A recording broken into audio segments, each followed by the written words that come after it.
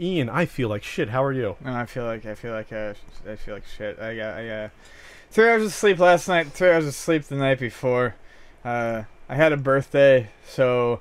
When was your birthday again? It was Sunday. Why do I always forget your birthday? You don't remind me it's your birthday. I don't remind anyone it's my birthday. I can take you for tacos. I'll eat a taco. I could have, if you honestly told me that, I would have saw Ant-Man with you like Monday or Tuesday. I would have waited to see it. I don't tell anyone it's my birthday, but some people who know, like my friends, you know. I am your friend. I know, but like my friends who moved in from out of state who have known me for 20 years, who just know it's my birthday. I always realize it's in August, but it's always like some sort of nebulous region of the year that I forget about. Because August is a weird month. And I don't like August because it always reminds me of going back to school. Yeah. And seeing those Disney afternoon return commercials would always depress me.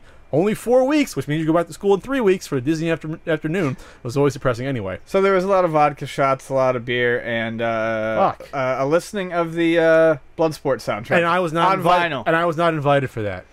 I don't. I'm such a small Bloodsport fan, you know, that I would not have enjoyed You that. can still come over and listen to it. I have. You know, I know the names of the score by heart, like the different songs, like what they are.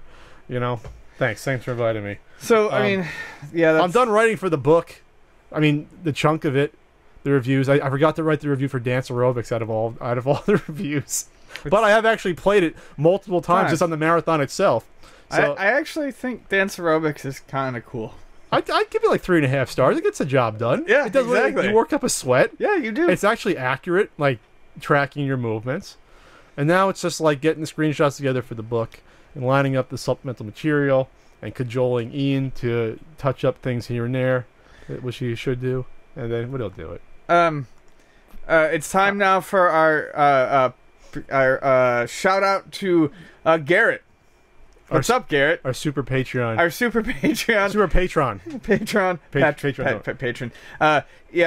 So he, pays. He clicked on the tier for advertisement, but didn't want to advertise anything. So we just talk about him for about a minute. Garrett, you're a cool guy.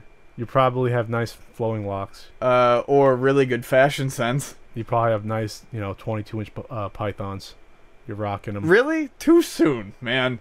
What 2 sons? What? Hulk Hogan, dude. You just used Hulk Hogan's line. That's his 24-inch pythons. Oh, okay, fine. So 22-inch pythons. All right. Well, so that's. I went to the doctor. Yeah. That was fun getting blood drawn. I haven't had blood drawn in a while, and I'm just gonna say I probably have something. I don't know what it is, but I got something. Okay. It'd be a nice surprise to see what I got, but I feel like shit, and I wouldn't be surprised if I have something.